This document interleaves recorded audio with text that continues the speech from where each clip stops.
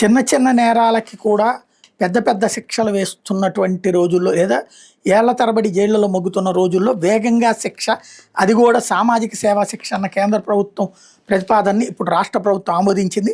నేర తీవ్రతను బట్టి 1 రోజు నుంచి 31 రోజుల దాకా లేదా 40 నుంచి 240 గంటల వరకు సామాజిక సేవను శిక్షగా విధించవచ్చు. శిక్ష పడ్డ వ్యక్తి సరిగ్గా సేవ చేస్తున్నాడా లేదనేది పర్యవేక్షించే బాధ్యతను జిల్లా ప్రొబేషన్ అధికారికి అప్పగించారు. ఆసుపత్రిలో ఆర్ఎంఓ, విద్యా సంస్థల ప్రిన్సిపాళ్లు, పోలీస్ స్టేషన్ల ఎస్హెచ్ఓలు ఆథరైజ్డ్ అధికారులుగా వ్యవహరిస్తూ శిక్ష అమలు హాజరుని పర్యవేక్షిస్తారు. కేంద్ర హోంమంత్రిత్వ శాఖ, నేషనల్ జ్యుడిషియల్ అకాడమీ, ఎన్సీఆర్బీ, బీపీఆర్డీ వంటి సంస్థల సూచనలతో మార్గదర్శకాలు రూపొందించారు. జైలు మీద భారాన్ని తగ్గించడంతో పాటు చిన్న చిన్న తప్పులకు పాల్పడే వాళ్ళ మీద పశ్చాత్తాపం కలిగించి వాళ్ళని సమాజం పట్ల బాధ్యతాయుతంగా మార్చడమే ప్రధాన లక్ష్యంగా సామాజిక సేవా శిక్షణలు ఖరారు చేసి నోటిఫికేషన్ విడుదల చేశారు.